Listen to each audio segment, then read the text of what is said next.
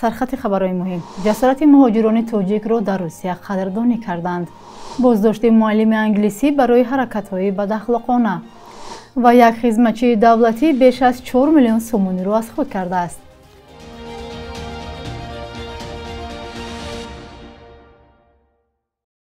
سلام بیننده‌های گرامی، امیدوارم خوبید. شما نویدی بامدادی رو تماشا دارید که از استودیوی مرکزی شهر دوشنبه تقدیمتان می‌گردد. امروز چهارشنبه 23 ایول. نمایندگی وزارت مهنت، مهاجرت و شغل اهالی تاجیکستان در روسیه 5 جوان تاجیک را که روز 12 ایول سال جاری در آبانوار شهر ایسترای ولایت مسکو و اعضای یک عائله را از آب بیرون آوردند قدردانی کرده است. نمایندگی با بهروز زکیلویف، اسلام جون سعید فرقت زکیلویف، شهباز شودی و ظفر دوستکزاده، جوانانی که 5 عضو عائله را نجات دادند، برای حس بلند انسان دوستی اظهار منتداری نموده و کار آنها را نمونه عالی عبرت برای نسل جوان کشور نامیده است. نمایندگی آنها را با سپاسنامه قدردانی کرده است. مهاجران تاجیک چند سال اخیر در حالتهای گوناگون سر زدن حادثه‌های ناخوش شهروندان روسیه را نجات داده، حتی در بعضی حالتها جان خود را از دست دادند. هرچند نمایندگی میگوید یاری و کمک هموطنان در روسیه از جانب ساکنان محلی خوب استقبال گردیده، از جانب مقامات دولتی این کشور با سپاسنامه و مدال‌های صحابی قدردانی شدند، حالتهای زیادی بوده است که زحمت این مهاجران قدردانی نشده است. مقامات حفظ حقوق علیه یک معلم زبان انگلیسی در دوشنبه برای حرکت‌های بداخلاقانه نسبت به شاگردانش پرونده جنایی آغاز کردند. مقامات از او اولوغبک علیمرزاєв نام بردند که سالهای طولانی در منزل استقامتیش به طور انفرادی یا اندیویدوالی به تعلیم زبان‌های خارجی مشغول بوده است. رئیست وزارت کار داخلی در شهر دوشنبه میگوید علیمرزاєв 50 ساله یک هفته قبل دستگیر شده در روند تفتیشات پیشکی وجه‌های پیشنهاد نموده جبر دیدگان تصدیق شده است. اولوغبک علیمرزاєв با آن متهم دانسته شده است که در چندین مورد با استفاده از امکانیت نسبت به جوان دختران تعلیم گیرنده حرکت‌های بداخلاقانه کرده است و در پی شکایت یک گروه جوان دختران بازداشت شده است. مؤلفان با نشر یک نامه دسته‌جمعی در فیسبوک به مقامات شکایت کردند که آموزگار زبان انگلیسی به دختران دست‌درازی می‌کند. بازداشت شده در حبس پیشگی قرار داشته، نظر او به این قضیه معلوم نیست. طبق قانونگذاری تاجیکستان به علیمرزاєv جزای محرومیت از آزادی به مهلت از 5 تا 8 سال تهدید می‌کند. بنا به معلومات رسمی از حساب مهاجران کاری و هموطنان برون مرزی در تاجیکستان 272 انشاءات به مثل باغچه و مکتب، آشخانه و مهمانخانه و تالارهای ورزشی بنیاد شدند. در این باره شریف جان جمعه‌زاده رئیس کمیته رشد محل روز 22 ایول در نشست مطبوعاتی خبر داده گفت انشاءات مذکور با مبلغ بیش از 500 میلیون سومونی دوام سالهای صاحب استقلالی ساخته شدند. به گفته جمعه‌زاده سال روان در کشور باز 127 انشاءات دیگر با مبلغ بیش از 336 میلیون سومونی از حساب هموطنان برون مرزی ساخته می شود. و ضمن شرح هموطنان برون مرزی گفته است آنها فقط مهاجران مهنتی نبوده، زادگان تاجیکستانند که شهروندی کشور دیگر را دارند و در آنجا بود و باش می کنند. مهاجران تاجیک که در روسیه سالهای دراز زحمت می کشند یک از محرکان اساسی اقتصاد تاجیکستان دانسته شده، در سالهای اخیر همزمان به آبادگران دیار و زادگاهشان تبدیل یافتند. مسافرکشانی در فرودگاه کولوب کاهش یافته است. به گفته دیرکتور فرودگاه نورعلی حامدزاده در 6 ماه گذشته به 49,700 نفر خدمت رسانی کردند که نسبت به سال قبلی کمتر است. رهبریت فرودگاه سبب‌های کم شدن رفت و آمد را به وضع روسیه بستگی دادند. ادامه موضوع را در گزارش محمود جان رحمت‌زاده همراه می‌بینیم. در 6 ماه اول سال 2025 رفت آمد در فرودگاه کولوب 50% کاهش یافته است. این کاهش به فرودگاه تقریباً 15 میلیون سومونی ضرر مالی رسانده است. رهبریت فرودگاه سبب اصلی کاهش مسافران را به وضع سیاسی فدراسیون روسیه ربط می‌دهند. حالا بخش اساسی مسافران فرودگاه کولوب را هم مهاجران کاری تشکیل می‌کنند. اما سال تعداد آنها کم می‌شود و فرودگاه کولوب هم زیان مالی می‌بیند. رفتن مسافران از اون وابسته است که وضع سیاسی در دولت روسیه نه اونقدر خوب نیست، همه ما شما میدونیم. برای این طلبات نسبت مهاجران کاری باز هم سخت‌تر شده است. برای تیار کردن حجت‌هایشون. برای همین کفاری ما عموما در سال 25 نسبت به سال 24 50% کم شد. ساکنان هم میگویند که بعد بازپس گشتن دیگر تا چند سال حق رفتن به روسیه را ندارند. مقامات هم اعتراف میکنند که یک عامل دیگری کم شدن سفر به این کشور اخراج آنهاست.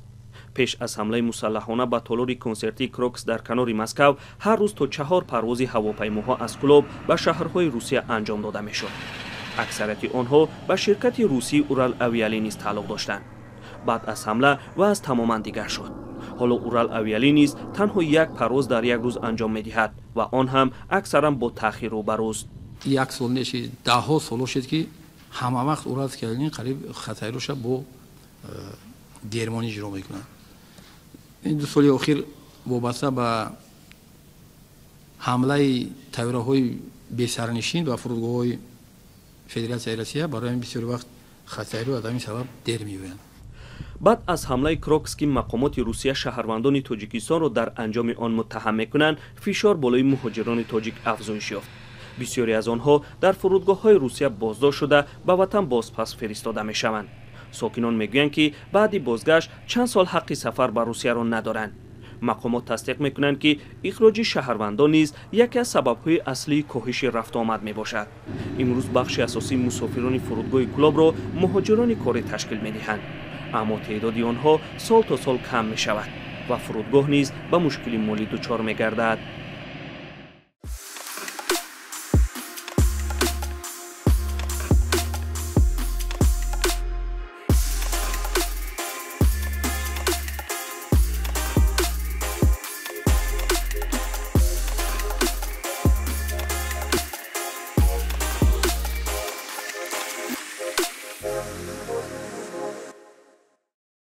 سردار ریاست بهداشت زمین و آبیاری در ولایت سوخت را برای از خودکنی مبلغ‌های بودجتی به مبلغ 4,382,258 سومانی بازداشت کردند.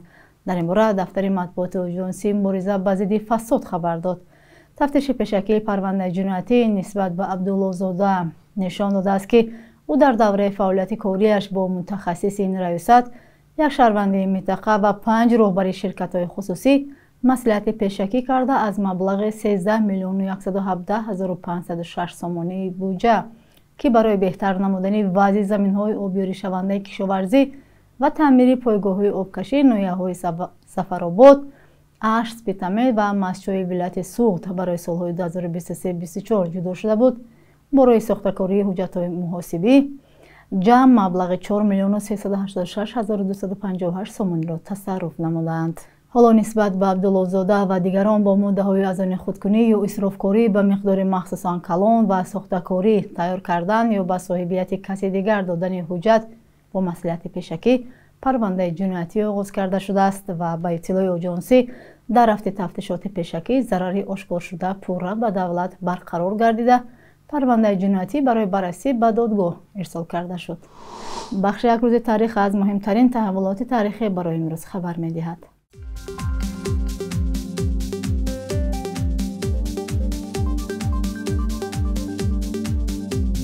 بعد خاموشی طولانی نهایت 23 ایول سال 2015 یک دادگاه شهری دوشنبه گفت یکی از فعالان نیروهای مخالفین در خارج کشور مقصود ابراهیموف در تاجیکستان به 17 سال زندان محکوم شده است. ابراهیموف را برای دعوت به تبدیل ساخت کنستیتوسیونی تاجیکستان گناهکار کردند. مؤسسه سازمان ثبت نشده جوانان برای احیای تاجیکستان یکی از چندین فعال است که به قول حامیان حقوق در روسیه ربوده و به تاجیکستان برده شده است. 23 ایول سال 2010 آژانس مبارزه با فساد سابق پروکورور ناحیه حصار و یکی از فرزندان سابق پروکورور گنرالی فیض‌الله باباخانوف را با اتهام رشوه‌گیری و بیرون رفتن از حد وکالت خدمتی بازداشت کرد. این قضیه را برخی توسعه معرکه مبارزه با فساد ارزیابی کردند، ولی بعضی شارحان آن را حاصل مبارزه ساختارهای حفظ قانون نامیدند. پسر باباجان باباخانوف سال 2013 به آزادی برآمد. 23 ایول سال 2013 وزارت آب تاجیکستان گفت تنها 57% مردم این کشور با آب پاک آشامیدنی تامین می باشند. به حساب مقامات 90% خانواده‌هایی که به آب پاک دسترسی دارند در شهرها جایگیر هستند. مشکل اصلی را مقامات در تامین نبودن بسیار دهات با لوله‌های آبگذر نامیدند. بانک ملی قرب اسعار خارجی را برای امروز چنین تعیین کرده است. قرب روبل به تغییر بوده 1000 روبل روسی برابر است به 122 سومانی، 100 یورو 1112 سومانی و 100 دلار باشد 957 سومانی مقرر شده است.